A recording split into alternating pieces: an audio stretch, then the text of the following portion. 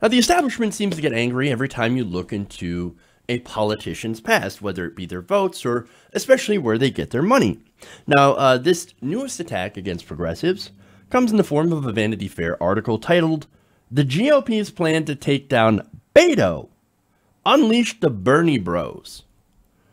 So, oh, for Christ's sakes, here we go again with the Bernie Bros. All right. Look, again, the Democratic primary has started, and immediately, what is the establishment going to do? They're going to keep pulling out these attacks. Oh, they're sexist, and the Bernie Bros, and it's the Republicans, and it's the Russians, etc. So here we go with this. And look, already, there's actually been some very credible allegations from inside of the Sanders camp back in 2016 of there was some sexism, right? And Bernie Sanders has come out hard against that and saying, look, anybody who is involved in that will not be part of a campaign in 2020 if there is one. So he came out very, very strong against that, condemned that, and said, look, we're not interested in having that kind of behavior. We're going to institute, if we do a campaign, we're going to institute like teaching program. Come on, we all know he's going to run. But again, it's not official, so I have to say if he's going to run. He's going to set up basically training and stuff so to avoid that kind of harassment.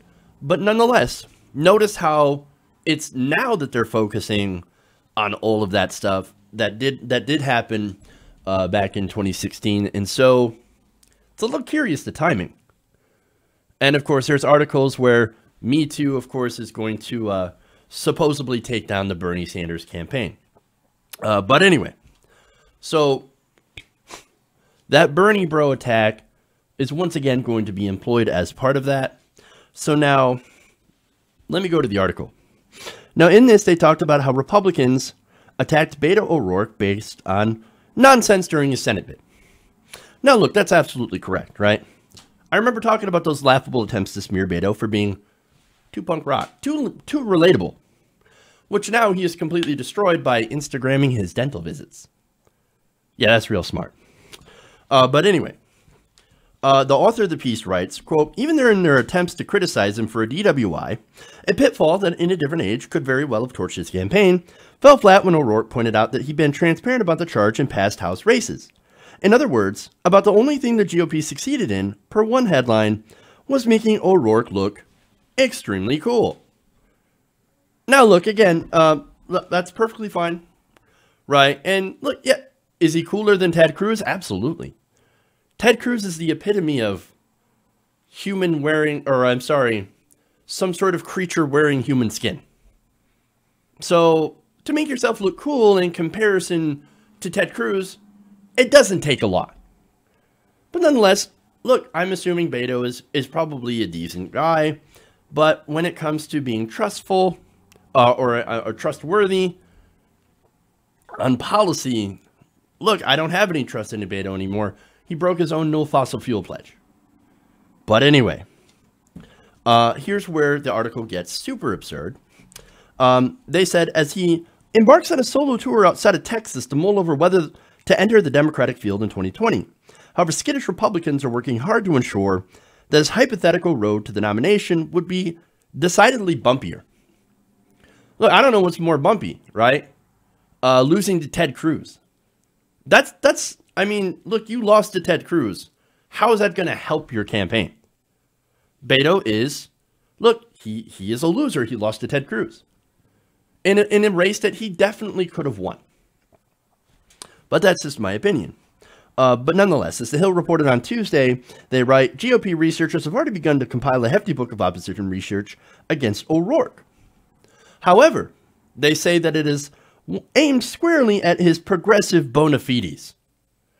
Oh, see, we're going to attack him. We're right-wingers, but we're going to attack him from the left to undermine him in the primary. We're going to use those dastardly Bernie bros to take him down. That's the gist of the article. They said that they're reportedly focusing their research on O'Rourke's cozy relationship with the oil and gas industry, which donated nearly $500,000 to his campaign, as well as a state-level voting record. As a congressman from El Paso, O'Rourke voted for Trump administration policies about 30% of the time. Look, that sucks. I wish it was less. A lot less, right? But yes, he voted for Trump policies 30% of the times. That sucks. And against his own party on several bills, including a measure that would have prevented oil drilling in the Gulf of Mexico. Right now we have a climate crisis, so criticize him on that, absolutely.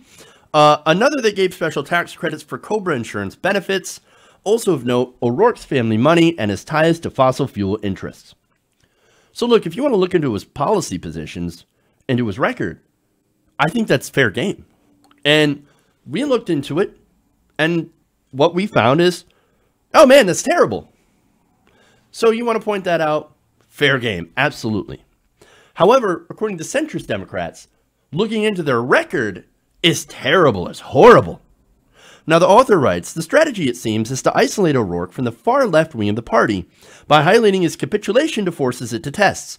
And, in fact, Bernie Sanders devotees are already primed to question O'Rourke's progressive credentials. But we're not questioning O'Rourke's credentials. We know where he stands now. And it is decidedly not on the side of progressives. Now, it's not Republicans who reported on this, by the way. It's people like David Sirota, who pointed out that O'Rourke has taken money from fossil fuel interests and broke his no oil and gas money pledge during the campaign. Now, he didn't take it from corporate PACs, but he did take it from individuals in oil and gas. Now, of course, if you're near a Tannen, you think, oh, no, that's fantastic. What are you talking about? I mean, he's not taking it from PACs or anything like that, so why are you harassing him? These are just regular people working in oil and gas. No, that's not true at all. No, he actually got the maximum amount from CEOs, 30 CEOs who gave the maximum of $2,700 each to his campaign. That's not from regular workers in oil and gas. Why are the CEOs, why are high-level executives in the oil and gas industry giving money to Beto O'Rourke if he's a supposed progressive? I can't find an answer to that. There is no answer to that other than apparently Beto O'Rourke is doing something for oil and gas. And of course, here's what's funny, right? The idea that Republicans are making progressives question O'Rourke or question if O'Rourke is one of them is laughable. O'Rourke is not even a progressive. And he said things like this. He said, I don't know, when asked whether he could accurately be described as progressive. I'm just, as you may have seen and heard over the course of the campaign, I'm not big on labels. He's one of the no labels guys. Lovely. He says, I don't get all fired up about party or classifying or defining people based on a label or group. I'm for everyone. If that isn't a bunch of mealy-mouthed bullshit, I don't know what it is. So he says, I'm not progressive, and has put policy like single payer in the back burner. That's problematic. It's not Republicans that made him change those positions. It is the centrists. Nonetheless, she writes, quote, if Republicans do manage to knock O'Rourke out of the primary, they will have done themselves a tremendous favor. Much of the GOP sees O'Rourke as the most salient threat to the president. No, they don't. No, the biggest threat to Donald Trump is Bernie Sanders. Bernie Sanders continuously polled double digits against Donald Trump and is the most popular politician in the country. So, look, I don't know where they're going from, but they seem to be ignoring polls. I know, right? Look, here's the thing. O'Rourke, the reason that he caught fire earlier in the primary campaign is because he used to believe in these policies like single payer, Medicare for all. Now that's on the back burner. At first he embraced it, then he abandoned it. And so let me tell you why progressives are angry with Beto O'Rourke. We've seen this movie before, okay, with President Barack Obama.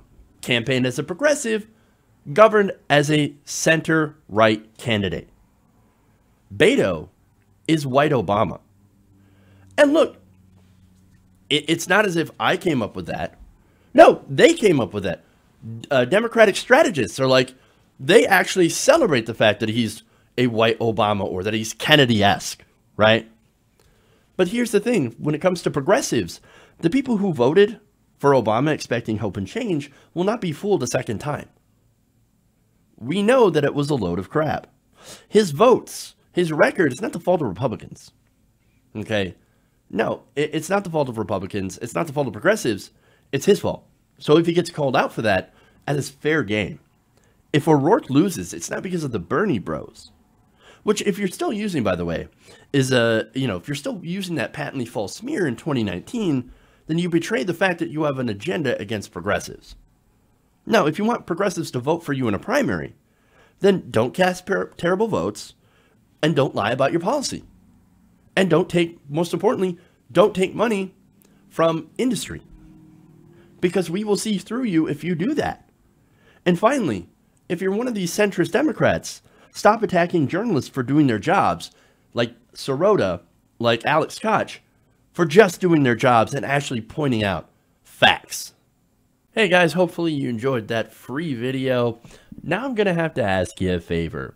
Between the demonetization and the YouTube algorithm messing around with view counts, etc., we're having a hard time adjusting to the new YouTube reality, which is where you guys come in. See, we have a Patreon, patreon.com/TYTNation, set up to help us rely on you guys, the viewers, instead of big corporate ads. Look, you know the show. You know I'm not in favor of big corporations anyway.